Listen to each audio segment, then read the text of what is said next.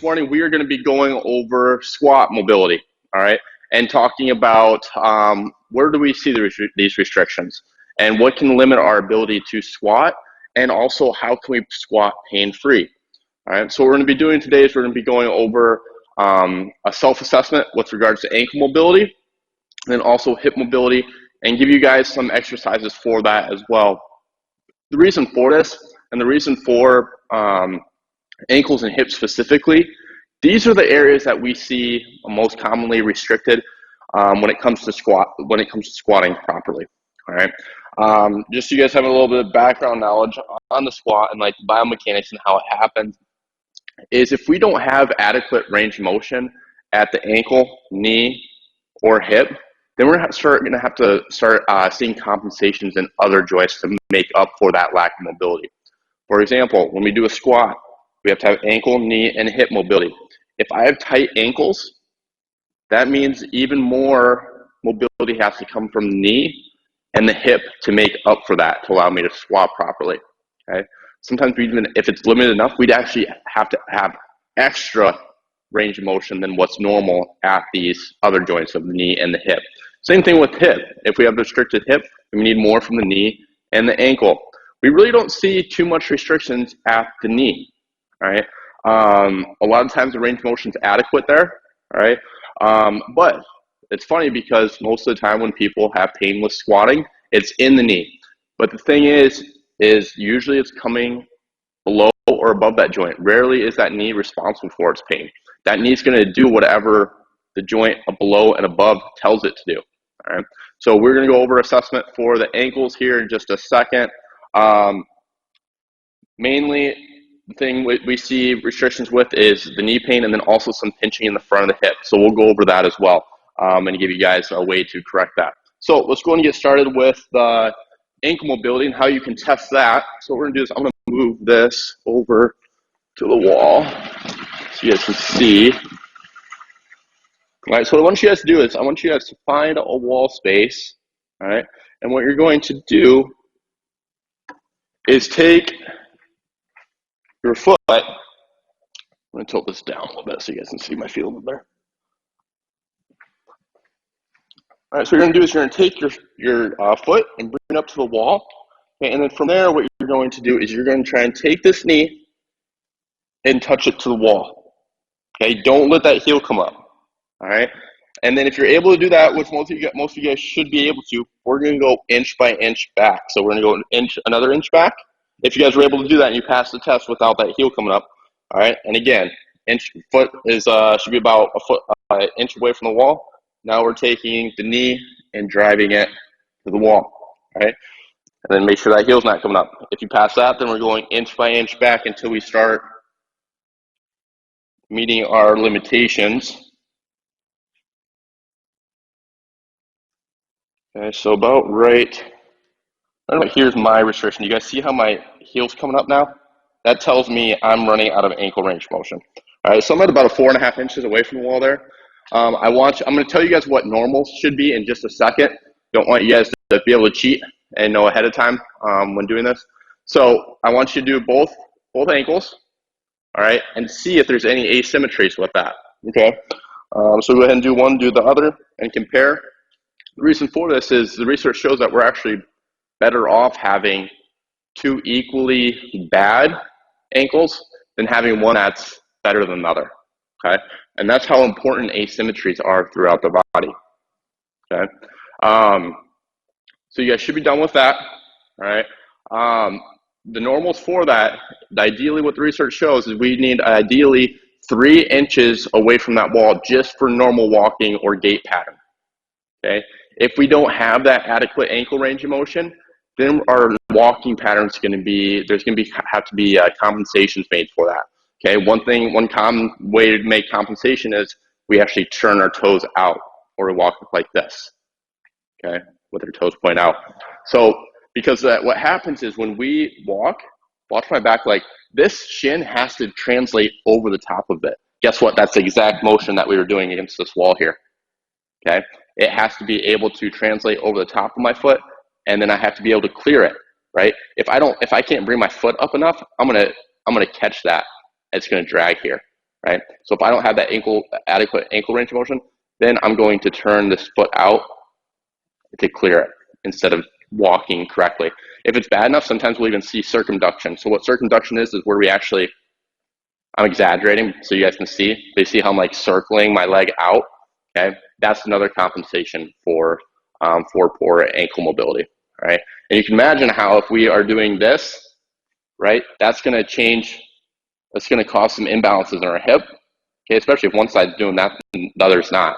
And on top of that, for me to, if I don't have the adequate ankle range of motion and I start walking like this, guess what happens?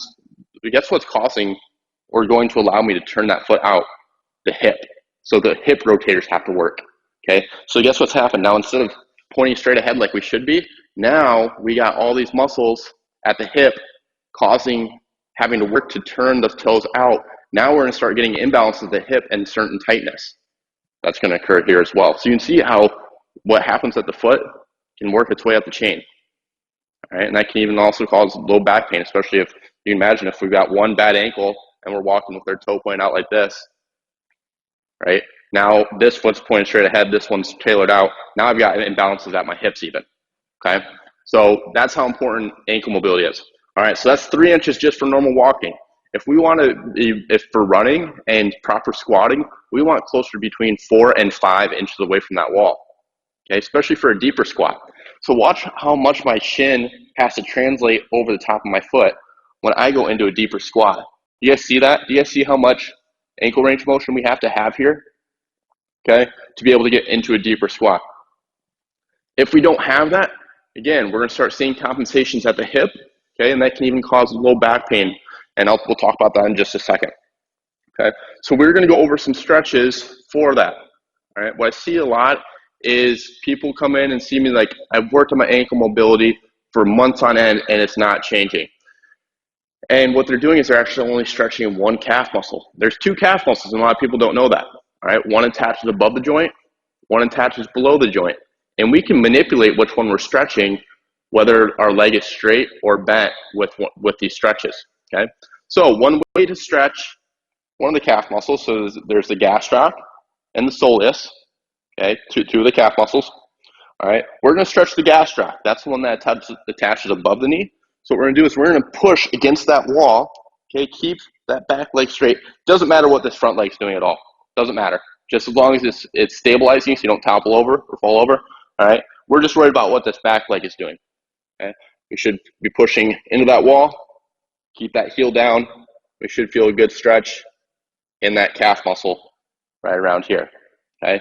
I want you guys to hold that for 30 seconds, all right? Ideally, stretches are held for 30 seconds, 3 sets. For time purposes, again, this is a lot of education today. I want to make sure we get through everything, so we're only going to do 1 set of this. If you guys want a copy of this mobility routine, just let me know and I can email it to you. What you can do is you can just put in the comments mobility routine, and I'll go ahead and get that sent over to you guys, okay? And then you don't have to try and memorize this or rewatch it or anything like that.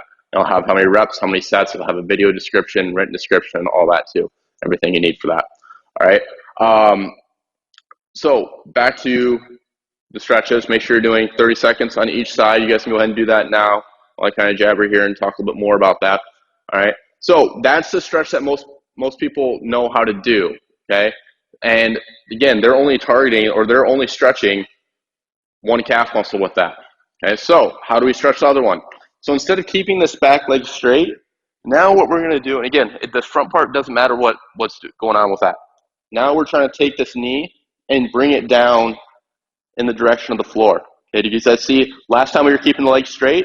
Now we're bending it down. Okay, make sure we don't let that heel lift up, right? We don't want that. We need that heel to stay down, and then we are bringing that knee down in the direction of the floor. Okay, and this most likely you guys are going to be feeling this a little bit lower, kind of closer to the Achilles. If any of you guys are having pinching with this, or like it feels like there's a pinch in the front of the ankle, it's common, but it's also kind of rare at the same time. What I mean by that is I'd say about 1 in 10 people will have that pinch, or that's where the restriction is going to be. We're not going to cover on how to correct that today just because it's more rare. But if you guys do have if any of you guys are listening and have that pinch, just direct message me or private message me on Facebook here, or you can put in the comment and that you're having this pinch, and I'll include that new one in the mobility routine, so you can work on that one too. It's just a little bit more complicated, a little more complicated setup. But yeah, so we're going after the soleus with this one, driving that knee down, heel down, and we're just pushing into that wall. Okay. So now we're targeting both those calf muscles. Okay, make sure you're doing both. All right. While you guys are doing that, I'm going to grab a step here. One way you guys can make these stretches even more intense is if you have a stool or if you have a staircase at home. What you can do is just hang your heel off the edge, okay, like this, and let that heel drop, okay? And you should feel a pretty good stretch in the back of the leg. Again, with the leg straight, we're going after that gas drop. Now we also want to bend this knee, and now we're going to get that soleus, right? So we can do both of those stretches here, okay? All right. So let's go ahead and we're going to move on to the hip. Actually, no, let's go ahead. Forgot, we're going to do some, I'm going to show you guys how to foam roll the calf as well. The best way to loosen up any muscle in the human body is a combination of stretching and foam rolling. I see people get into the rut of just doing foam rolling or just doing stretching. Okay, you're going to get results, but the results are going to take longer than they would if you did a combination of both. Okay, the best way to improve mobility and also improve strength is a variety of exercises. We don't want to get in the rut doing the same thing over and over again. I'm going to check and see if there's any questions so far. Okay, we're good. All right. So what we're going to do next is foam roll the ankles. All right. So what we're going to do is you're going to grab your foam roller. Okay, we're going to point our toes straight up to begin with, and then we're just going to roll up and down the entirety of the calves. Okay, so right above the knee, all the way down to the ankle. Okay, so this is what people usually do already. Okay, but what people forget is that calf muscle is a very large muscle. It wraps around to the side of the shin bone and also on the inside as well. And so if we just foam roll with our toes pointed straight up, we're only getting maybe a third of that calf. All right. We also need to rotate our feet out and get the outside of the calf muscles. And then we also can rotate our toes in and get the inside of the calf. All right. And again, we want to be going up the entirety of the calf muscle. All right. So ideally doing this for a minute or two. All right. Per leg.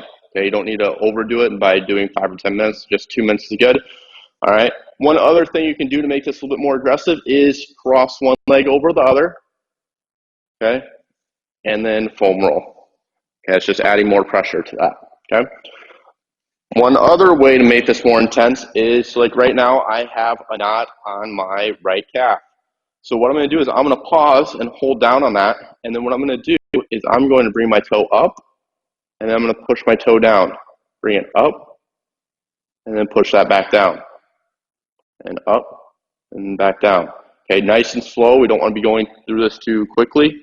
All right, and ideally doing about 10 reps here. Okay, what that's doing is it's pinning the muscle over the top of the foam roller.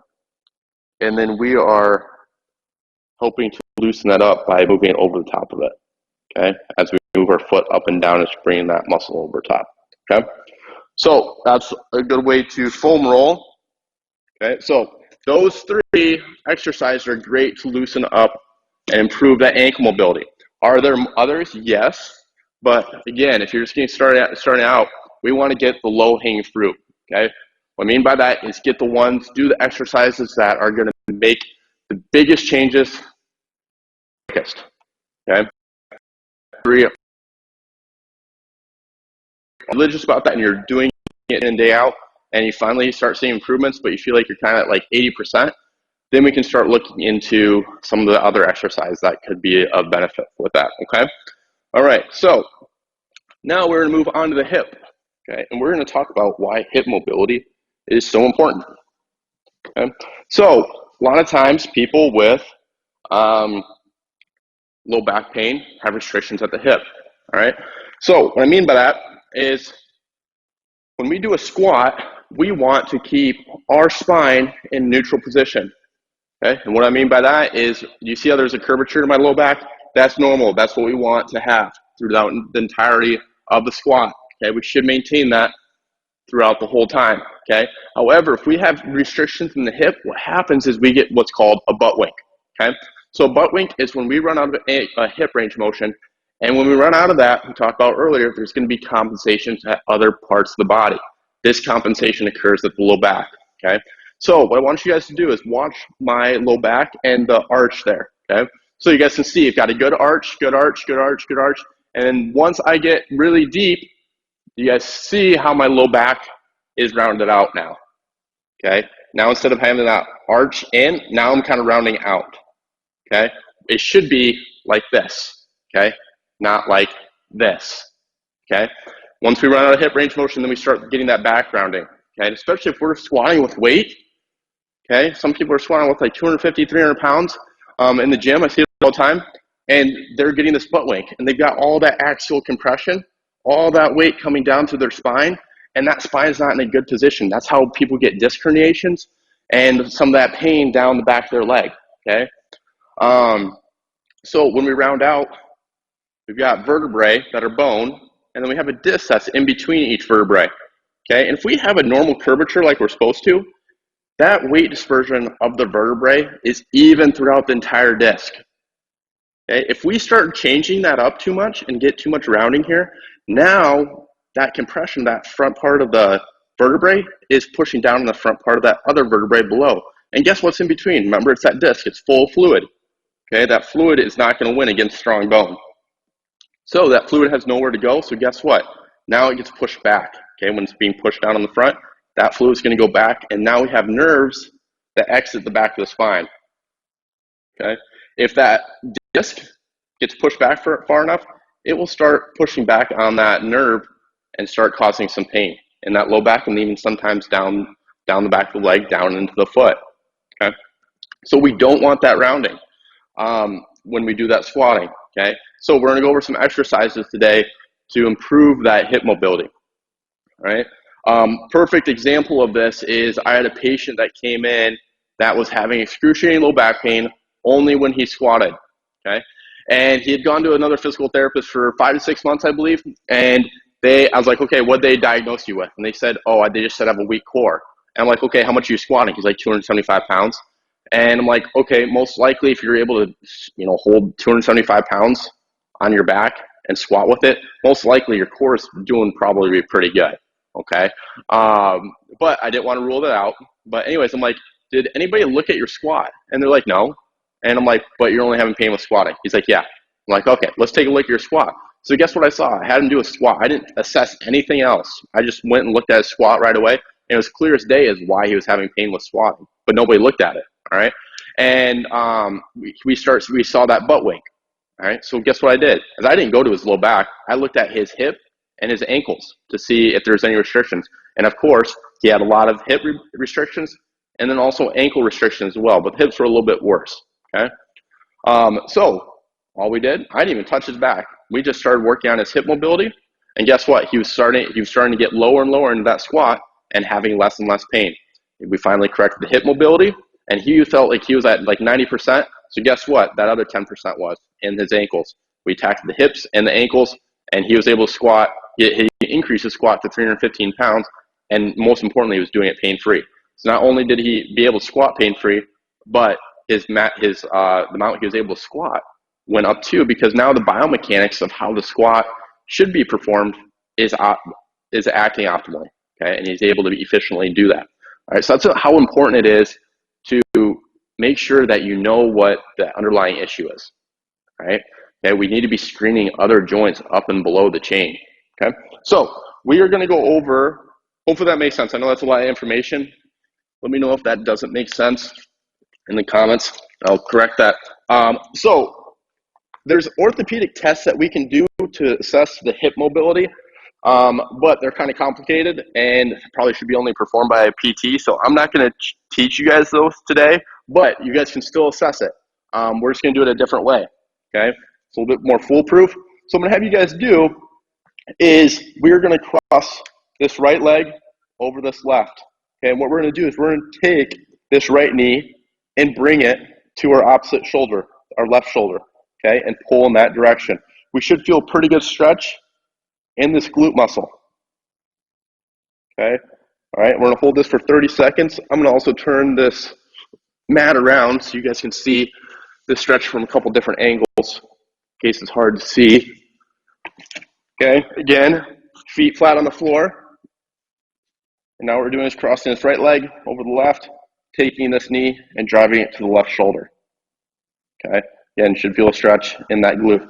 So while you guys are doing that, again, we're going to hold that for about 30 seconds while I kind of jabber at you guys and explain why we're doing this too and the importance of it. So the muscle we're stretching here is called the piriformis. All right, it's a muscle in the glute. All right, it's a very small muscle. All right, and I'm sure you guys have all heard of sciatica. Sciatica can be coming from the low back, or it can be also coming from the glute. Okay, or this piriformis muscle, because that sciatic nerve travels underneath that piriformis muscle. So if that piriformis gets tight, then it gets tight and compresses on that sciatic nerve and cause pain down the leg.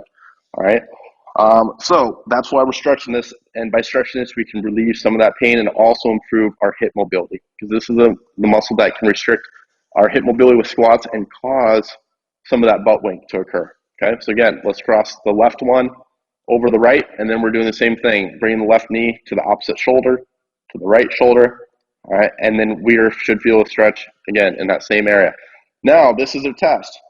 All right, make sure you remember how much force you're applying on that right side and do the same thing on the left and compare. Did you feel one side was tighter than the other? Okay.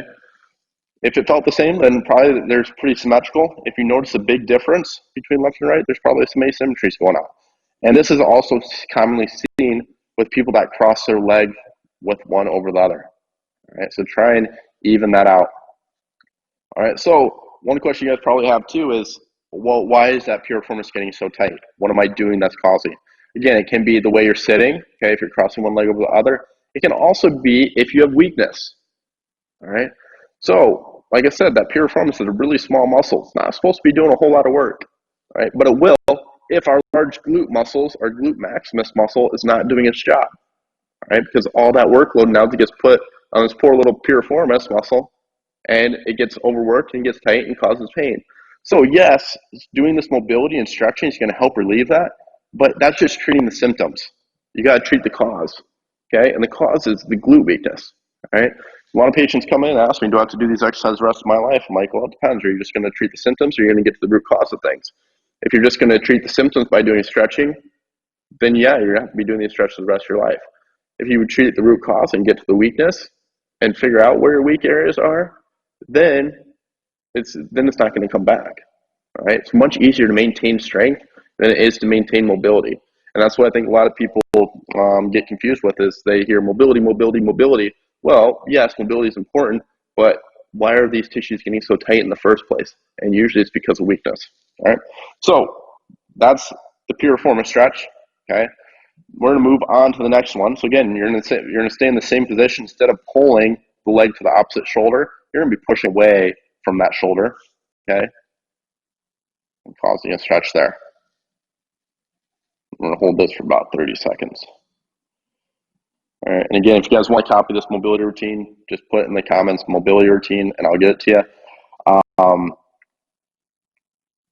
So there's the three mobility exercises for the ankle, and then 2 for the hip. All right, that's a good place to get you guys started. If you guys have been having pain with squats, what I want you to do is, once we're done with this mobility routine and you've gone through 3 sets of it, retest your squat and see if you have some pain relief. If you have pain relief, that's awesome. That's great. That tells me that you're on the right track with things, okay? And you just need to keep reinforcing this. And you guys may plateau with some of this stuff. Just means you need increased dose, okay?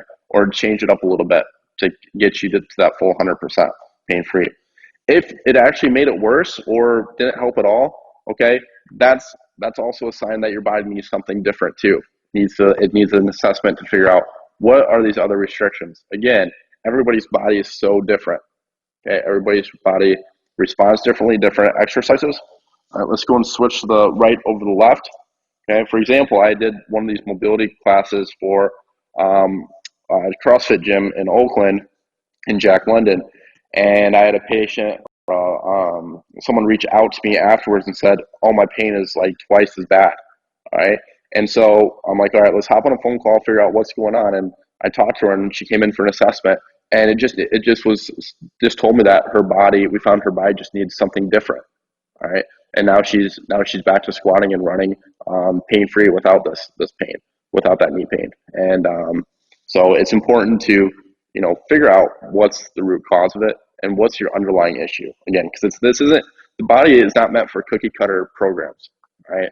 It's not a one size fit all for things. Okay, so make sure that you're getting something that's tailored to you.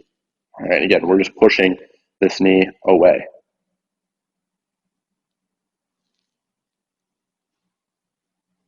You guys should feel kind of a stretch, kind of in the curl. You guys, again, like I said, everybody's a little bit different. Some people may feel this in the front of the hip, some may feel it kind of in the back. Just as long as it's around the hip area, you're doing it right. Okay. And again, you guys should be doing this ideally once or twice a day. Okay. So, are there any questions? Not going to the comments. I'm not seeing any questions so far. Let's see here. Okay, guys. So, yeah, that's the mobility routine. Okay, like I said, are there other exercises to improve squat mobility? Absolutely. Okay, but this is the low-hanging fruit with regards to exercises, and the ones that are going to benefit you the most. All right. So focus on these, work on these, and again, if you want that mobility routine, just let me know, and I'll get that to you. I'm happy to do so.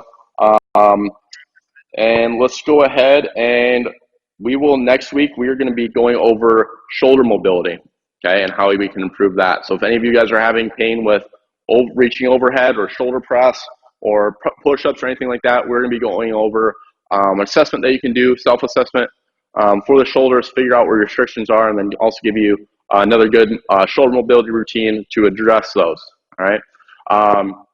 So yeah, we are still open and still seeing patients in person as well as telehealth as we're essential health service. So because you guys attend the mobility class today, you guys have 50% off initial evaluation.